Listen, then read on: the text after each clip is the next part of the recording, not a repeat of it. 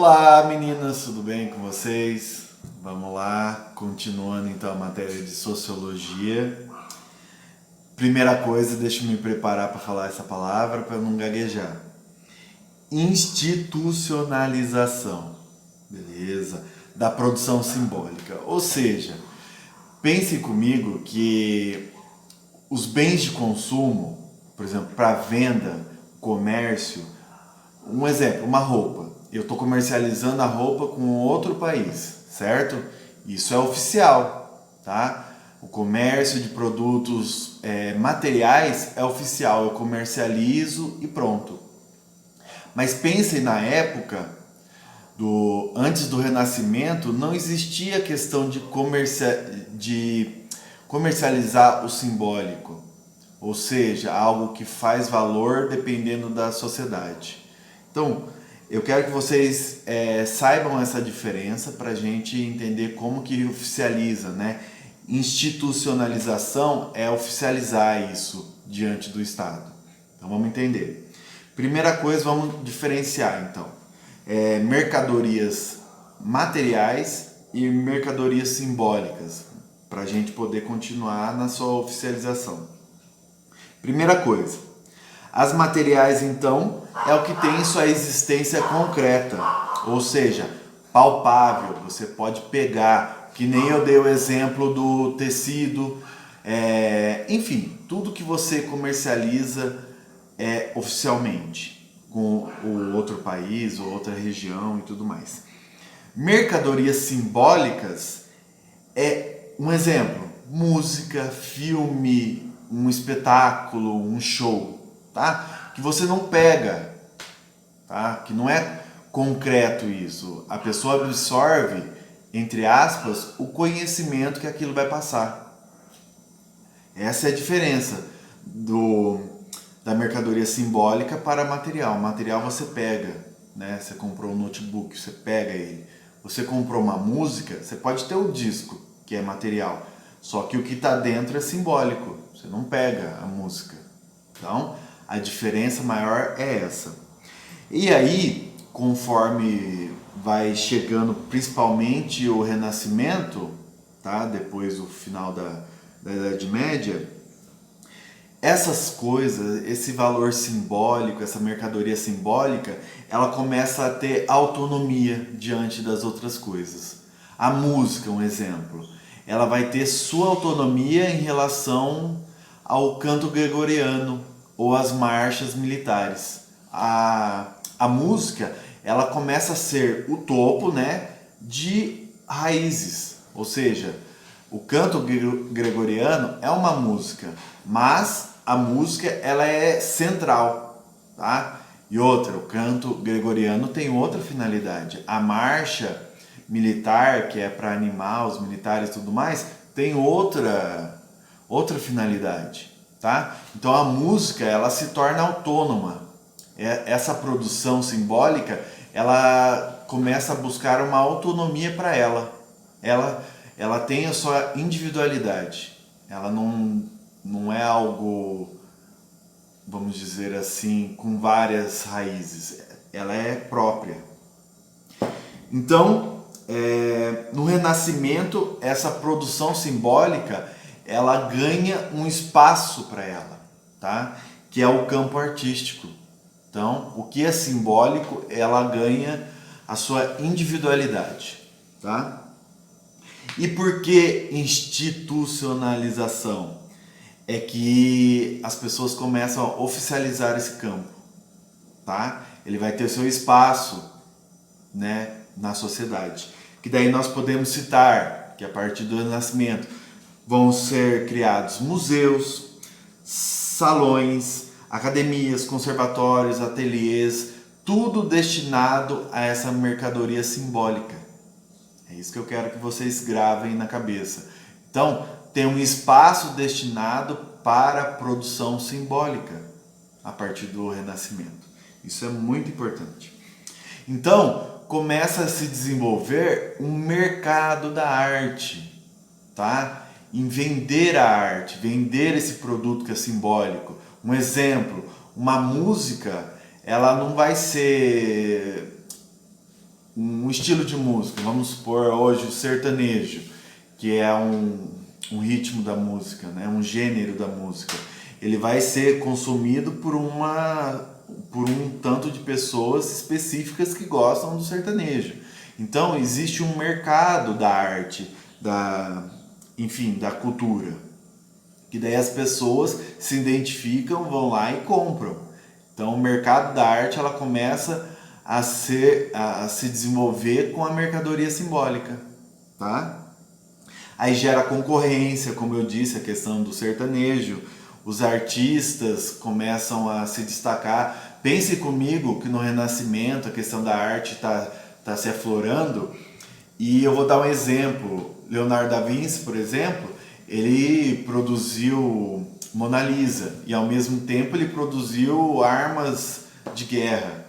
Então, é concorrência, né? Um determinado artista, o que ele produz, as suas obras, então gera uma concorrência entre os artistas. Isso a partir do momento que fica oficial a questão simbólica, tá?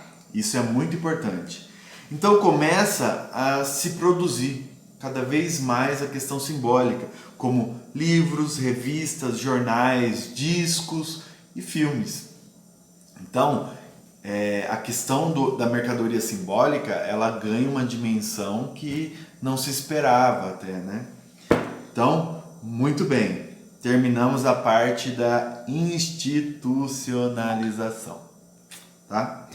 Continuando, a mudança do simbólico para ostentação, para ter muito, quanto mais, melhor, mais status e tudo mais.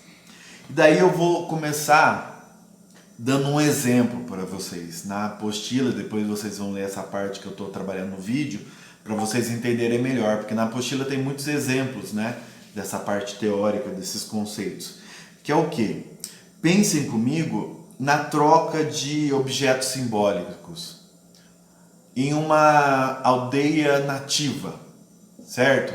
Que em uma das suas cerimônias, tribos vizinhas, elas acabam se presenteando, tá? Um artesanato, vamos supor um colar. Vou lá, apresenteio a outra tribo na hora da cerimônia esse colar. A mercadoria simbólica, ela ganha espaço aí. Ela se torna um objeto de, não vamos colocar desejo, mas é de trocas. Ah, eu estou dando, eu já estou pensando que eu vou receber também algum produto simbólico, certo? Isso é como se fosse um selamento de amizade, né? Você trocar presentes. Então, essa questão simbólica é muito importante. E eu estou dando esse exemplo para a gente pensar depois nessa ostentação, né? Quanto mais você der, mais prestígio você vai ter. Se a outra tribo não der o tanto de presentes que você está dando, então quer dizer que você tem superioridade a ela. Olha só. Então, eu dei esse exemplo dos nativos, tá? Então as pessoas, essas pessoas começam a retribuir esses presentes como se fosse automático, tá? Como se essas tribos fosse automático ela ter que retornar esse benefício a você. Então, como eu disse para vocês, essa concorrência, quem oferece mais bens, tá? Bens simbólicos, ganha mais status em determinadas sociedades, tá? Então isso é o valor simbólico aí ganhando ascensão, né? Ganhando prestígio na sociedade. E não é que a acumulação de bens, desculpe, vamos lá, voltando ao foco. Não é que eu estou acumulando muitos materiais que as outras pessoas estão me dando, que isso vai ser valoroso. Ah, estou recebendo muita coisa simbólica. Não quer dizer necessariamente que eu vou enriquecer por causa disso. Não. Lembrando, é status, tá? É simbólico. Quanto mais o outro destina presentes, eles começam a ser vistos como, nossa, ele ostenta. Obviamente que isso nem se imaginava na época, na época, a questão de ostentar presentes simbólicos, mas quer dizer que eu estou presenteando mais, estou ganhando mais status. Isso é analisado dependendo da sociedade que ele está inserido, tá, gente? Tem sociedade que pode analisar a questão da ostentação de forma totalmente diferente, como essa tribo de nativos que eu estou dando exemplo para vocês. E outra, professor, então quer dizer que é só a questão simbólica que eles fazem essas trocas ou comercializam? Não, obviamente que eles têm o comércio também de bens materiais, óbvio isso, tá? Eles comercializam os excedentes que eles não consomem. Porém, o simbólico ele está aí no meio também. Eles comercializavam, entre aspas, os dois, o simbólico e também o material, tá? Isso é importante. E para finalizar esse vídeo, vamos colocar outro conceito de Marx, tá? Que é o reitificação, que tem tudo a ver. Que é o quê? As coisas possuem significados para o sujeito, tá? Ele está recebendo um amuleto, tá? Importante de uma sociedade. Aí isso faz significado para ele. Então, a reitificação é que as coisas começam a fazer significados para o sujeito, para a pessoa. Eu enquanto historiador, se eu pegar um tablet de argila de escrita cuneiforme, para mim isso tem um significado. Para outra pessoa só pode ser um pedaço de barro duro, tá? Mas para mim que tenho um conhecimento sobre esse tablet de escrita cuneiforme, vai ser algo de muito valor, certo? Então eu estou dando esse exemplo para vocês entenderem. Reitificação, segundo Marx, é as coisas fazendo significado para o sujeito, tá? Aquilo é importante dependendo da interpretação subjetiva de cada sujeito, de cada pessoa, tá? Então a questão do ritual que está presenteando, isso é uma interpretação do sujeito, que isso é importante. Essas trocas de presentes nos rituais é alguma coisa que marca na cerimônia.